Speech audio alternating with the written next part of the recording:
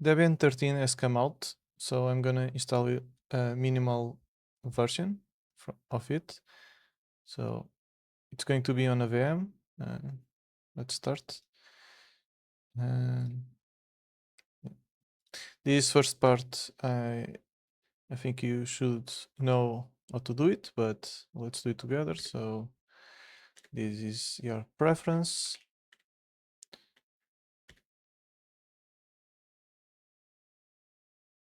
Okay, so now let's install.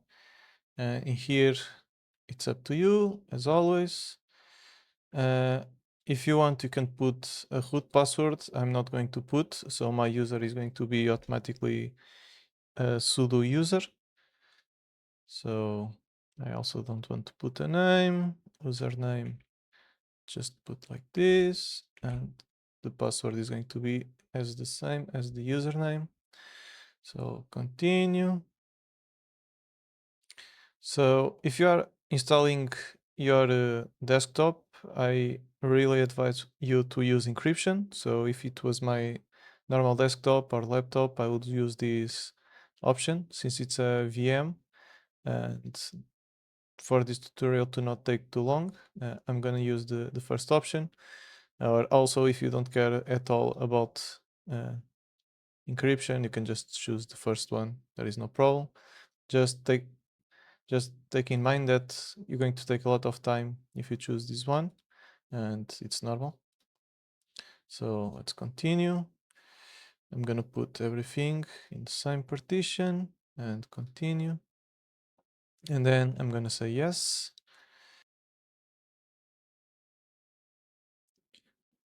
Okay. In here, I don't have anything to scan, so let's continue. Continue, continue. All of this should be automatically. Okay. Here it's the package survey, so it's up to you if you want to send information to Debian. I'm gonna say yes. So here it's where we decide that we want the minimal. So I just like to have the standard system utilities and go from here. Okay, once the installation is finished, we can just say that we want to install grub, of course. We're going to select our disk. And the installation is finished, so automatically reboots.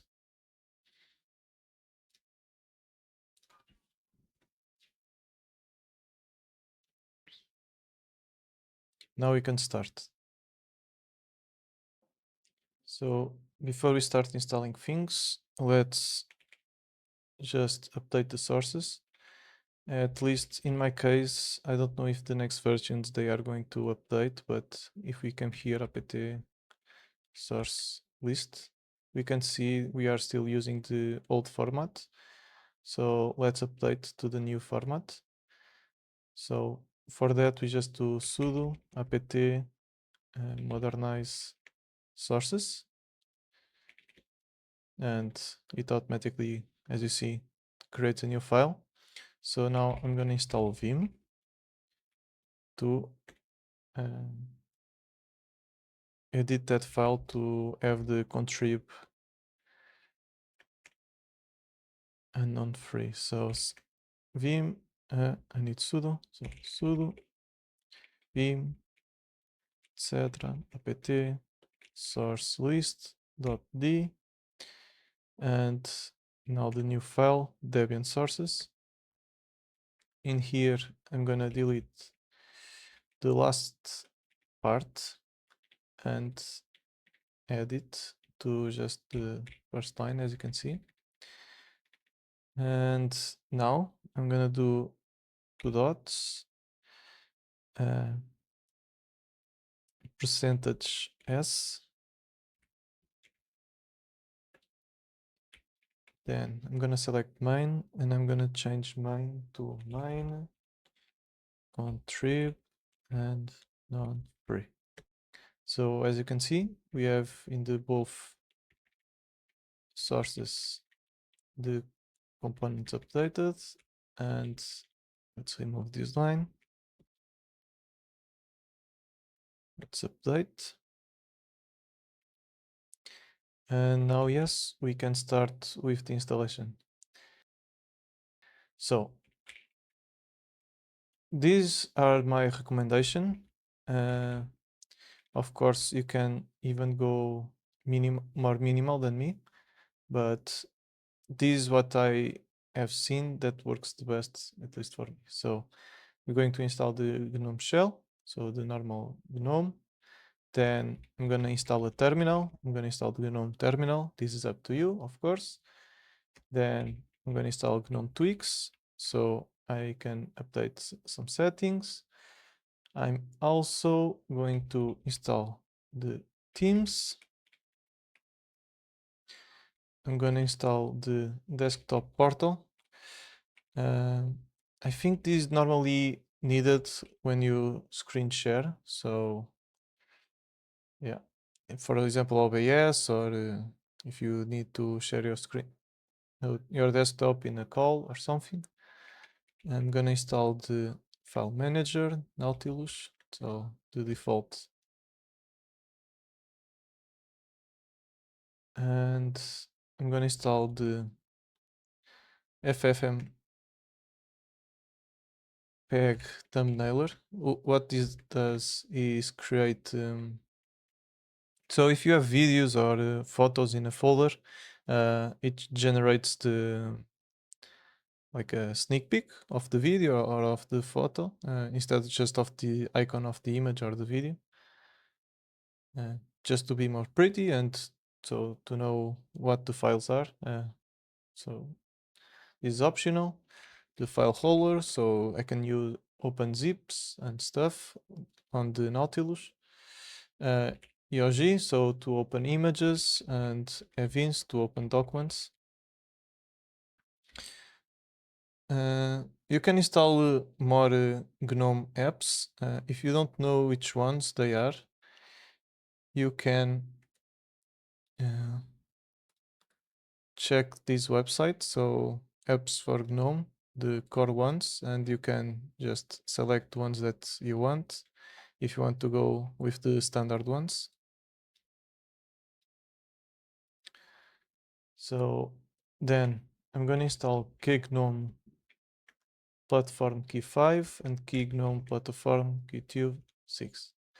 So this is going to help with the uniformization of the themes between the Q2 apps on GNOME. Then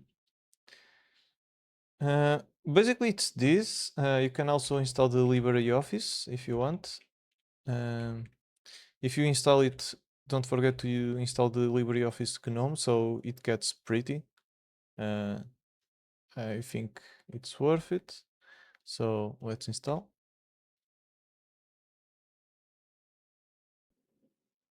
So since we have all the package installed, we can now just reboot, and we're going to have our desktop ready and clean. So as you can see, everything is working. Okay.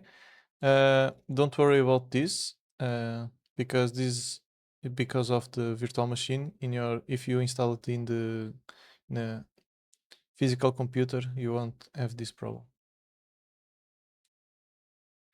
As you might have noticed, we don't have Firefox or any browser, so I'm going to show you how to install it.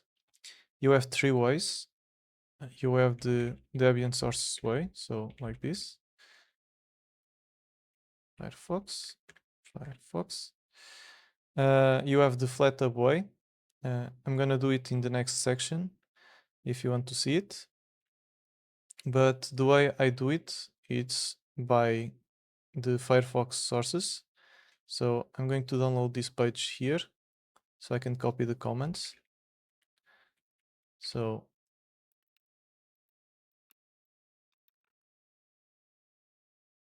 you can use your editor. So if you want to install, you can install. I'm going to continue using Vim.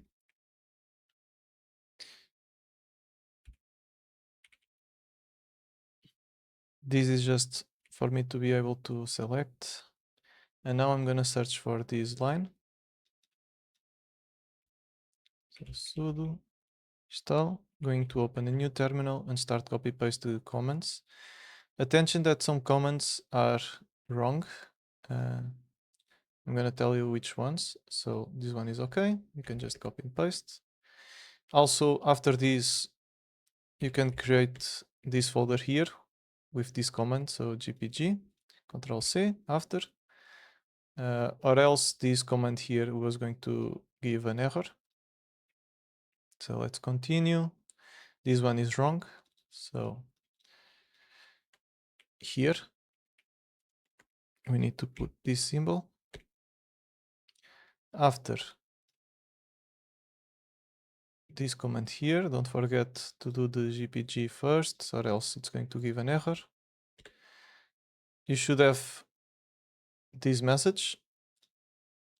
And now we're going to do the first echo.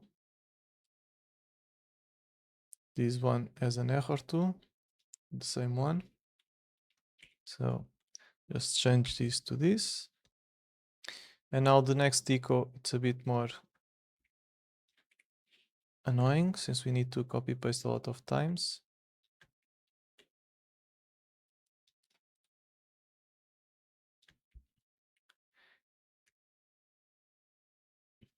You need to press enter every time.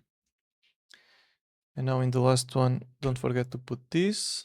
That is here, but I'm not gonna copy. I'm just gonna copy this part. And you have this message. And now we can install. This command is wrong too in this part, so just substitute for this and you can install. If you want your Firefox with a different language, you install Firefox plus a package like this. So in this case, FR, probably it's for French. You need to search for yours. And we have Firefox here, and it's done. Okay, so let's install the Flatpak. Since it's just a few commands, we can just write them. It's not much. I'm only going to run 2 commands because I don't have the software store. Like I showed you, minimal installation doesn't come with the software store, so I don't need the plugin. So let's first install the Flatpak.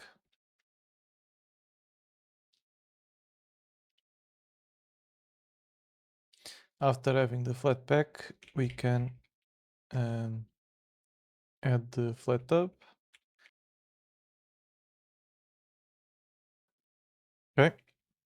In the end, it says to reboot, so let's do a quick reboot.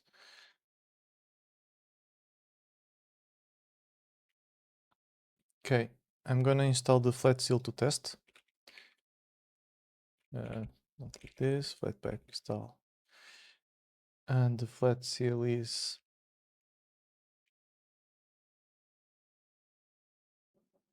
okay. Now that is installed, should appear here in some seconds. Exactly. So everything installed correctly. Like I said, if you want Firefox, you need to install like this. So Flatpak install org Mozilla Firefox org. And also I recommend for you to install the org free desktop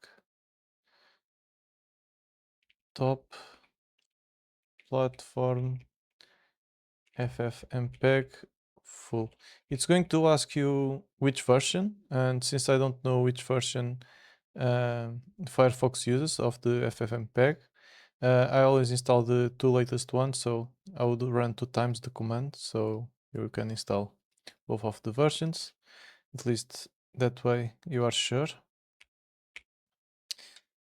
And that's it for Flatpak. This is a personal stuff, but for me we still have help, parent and controls, input methods, and I want to remove all of this. So malcontent is the parental, help it's the help of GNOME if I'm not mistaken.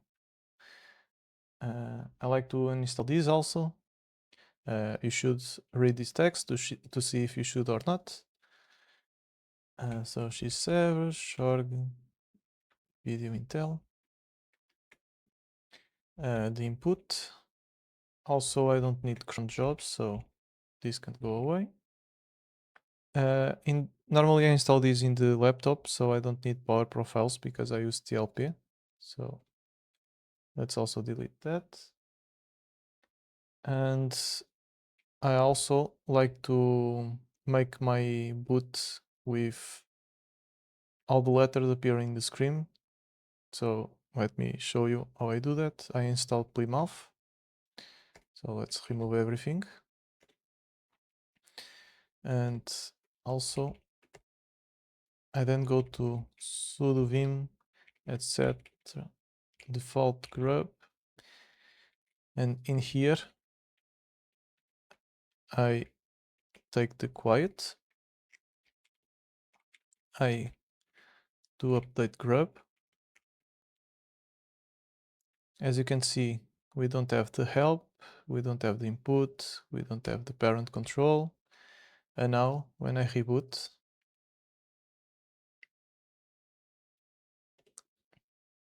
as you can see, instead of having a pretty screen, I have what is being booted. So if anything gives an error, I will know immediately. And also I just like to see. And yeah, after purging, I like also to stop some service that I don't need. So for example, you can do double tab here and it's going to appear all the services that are enabled by default. So for example, I don't need apt daily timer, like I do it by my own. So this can go away. I don't need Bluetooth. I like to turn it on when I need it.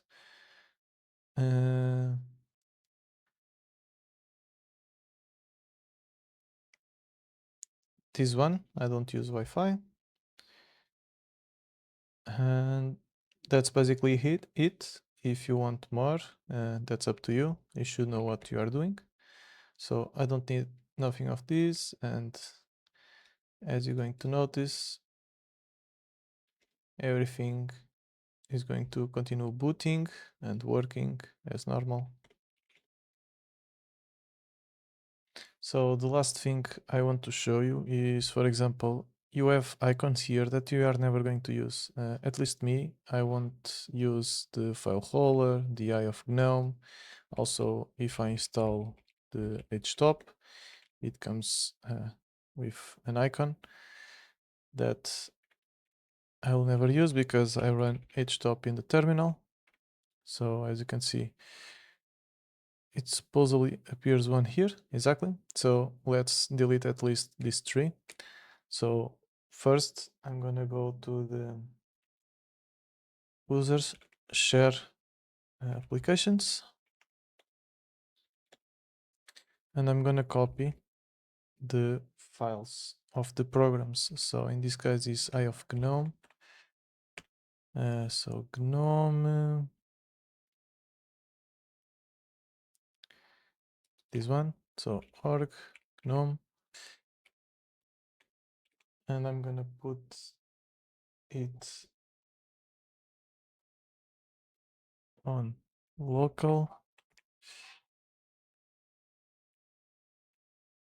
So local share applications,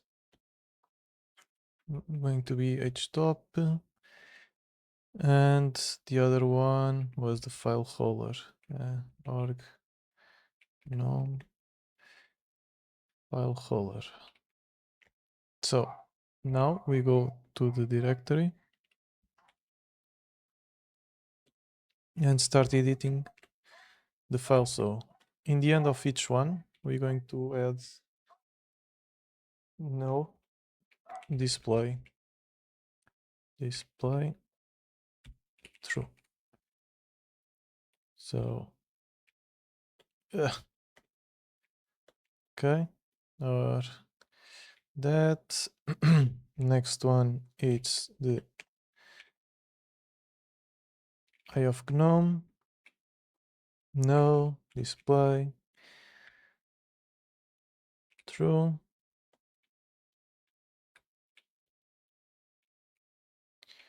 Or another way of saying is no, display, equal, true, to org gnome file holder. And now, as we can see, the three things disappear. So you still have the programs, so you can run like here, or when we open image, you're going to open with the eye of Gnome, or in Nautilus with the zip, you're going to use file holder, but you don't need them here for some reason. It's bugged there, but I bet if we log out and log in, everything is going to be okay. Yeah. This last part is just for me to talk more about the minimal installation. So you can see that these were the package that we basically installed, the tweaks too. I recommend, since we install Gnome, to continue installing package of Gnome. So for example, because we install this one, you're going to have extra functionality in Nautilus, so you can format directly disks in Nautilus, for example, like USBs. I didn't tell, but I really recommend for you to install this font, so you have emojis in your browser, and also this for you to have you don't have problems seeing videos. I remember that I needed this for some reason, so I also recommend. The rest is really just personal.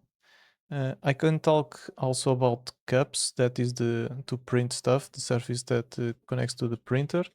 So if you go to the settings already, right now, you're going to see an error. But if you install the service, the error is going to go away. So yeah, this is just some Flatpaks I install. This is some other things that I install from the sources. Doesn't matter. This when there is the backports, and this is the purge that I did. And this was the grub part. I needed to do this for the Flatpak to use the theme I use and the icons. Some extensions I use. We didn't install the extensions, but it's pretty easy. It's Gnome extensions. You can find it online. But the point is that you now, depending of your requirements from this minimal installation, you start installing what you need and what you want. And service that I disable. And yeah, that's basically it.